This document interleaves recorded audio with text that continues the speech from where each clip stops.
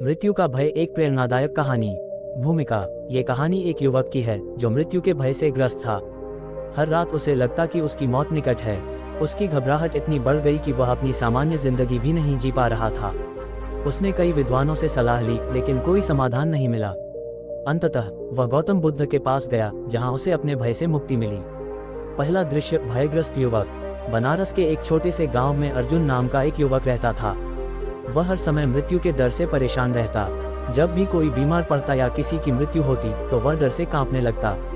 एक रात उसने सपना देखा कि एक अंधेरे गुफा में वह अकेला खड़ा है। चारों ओर सन्नाटा था और अचानक एक कर्कश आवाज आए, अर्जुन, तुम्हारा समय पूरा हो गया है।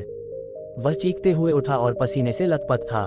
अर्जुन ने अपने परिवार से कहा, मैं इस भय से अब और नहीं जी सकता। मुझे किसी ऐसे व्यक्ति के पास जाना होगा जो मुझे इस डर से मुक्त कर सके। दूसरा दृश्य, बुद्ध की खोज। गांव के एक बुजुर्ग ने अर्जुन से कहा, यदि कोई तुम्हारी मदद कर सकता है तो वह केवल गौतम बुद्ध हैं। वे इस समय श्रावस्ती में हैं। तुम उनके पास जाओ। अर्जुन बिना समय गंवाए श्रावस्ती की ओर निकल पड़ा। रास्ते में उसे कई तरह की बाधाएं मिली, जंगल, नदियां और जंगली जानवर, लेकिन उसके मन में बस एक ही विचार था, मुझे अपने भय से छुटकारा पाना है। 3 दिन की यात्रा के बाद वह श्रावस्ती पहुंचा और जेतवन विहार में बुद्ध के दर्शन के लिए पहुंचा। तीसरा दृश्य, बुद्ध से संवाद। अर्जुन ने बुद्ध के चरणों में गिरकर कहा, गुरुदेव, मैं मृत्यु के भय से पीड़ित हूँ। हर रात मुझे लगता है कि मैं मर जाऊंगा। कृपया मुझे इस भय से मुक्त करें। बुद्ध मुस्कुराए और बोले, अर्जुन, तुम जंगल से आए हो। वहाँ पेड़, नदियाँ, पक्षी और जानवर होंगे। क्या तुमने कभी देखा है कि कोई हमेशा जीवित रहा हो? अर्जुन ने सिर झुका लिया और कहा, नहीं गुरुदेव। बुद्ध बोले, जैसे दिन के बाद रात आती है, वैसे ही जीवन के बाद मृत्यु आती है। ये प्रकृति का नियम है। तुम इस सत्य को क्यों नकारते हो? अर्जुन ने धीरे से कहा, गुरुदेव, लेकिन मृत्यु अंधकार में और भयानक लगती है। बुद्ध मुस्कुराए और बोले, अच्छा, तुम एक काम करो, इस गांव में जाओ और ऐसा घर ढूंढो जहां किसी की मृत्यु न हुई हो। वहां से एक मुट्ठी चावल लेकर आओ। अर्जुन को लगा कि शायद इस कार्य से उसे कोई समाधान मिल जाएगा। चौथा दृश्य, सच्चाई का एहसास। अर्जुन गांव में गया और एक घर के दरवाजे पर दस्तक दी। एक वृद्ध महिला बाहर आई। अर्जुन ने कहा, माँ, क्या इस घर में कभी किसी की मृत्यु नहीं हुई? महिला की आंखें नम हो गईं। बेटा, मेरे पति और बेटा दोनों अब इस दुनिया में नहीं हैं। अर्जुन निराश होकर आगे बढ़ा। वह दूसरे घर गया, फिर तीसरे, फिर चौथे। हर जगह उसे यही उत्तर मिला, मृत्यु हर घर में आई है।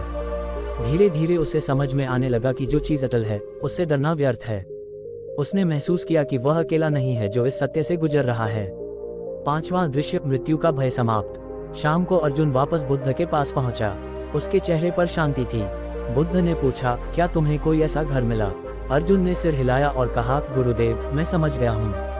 मृत्यु अटल है, लेकिन मैं उसे स्वीकार नहीं कर रहा था।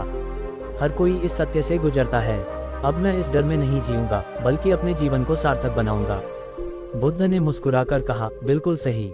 मृत्यु से डरना नहीं चाहिए, बल्कि जीवन को इस तरह जीना चाहिए कि जब मृत्यु आए तो तुम्हें कोई पछतावा न हो। अर्जुन ने बुद्ध के चरणों में प्रणाम किया और कहा, अब मैं नया जीवन शुरू करूंगा, बिना किसी भय के। उपसंहार। इस कहानी से हमें ये शिक्षा मिलती है कि मृत्यु से डरना व्यर्थ है। यह अटल सत्य है जिसे हर व्यक्ति को स्वीकार करना चाहिए। यदि हम इस डर में ही जीते रहेंगे तो वास्तव में कभी जी ही नहीं पाएंगे। इसलिए मृत्यु की चिंता छोड़कर हमें अपने वर्तमान जीवन को सार्थक बनाना चाहिए। आपको यह वीडियो पसंद आई हो तो आप इस चैनल को लाइक एंड सब्सक्राइब कर सकते हैं और कमेंट में बताएं वीडियो कैसा लगा। धन्यवाद। मोटिवेशनल वीडियो के लिए आप जुड़े रहे इस चैनल पर।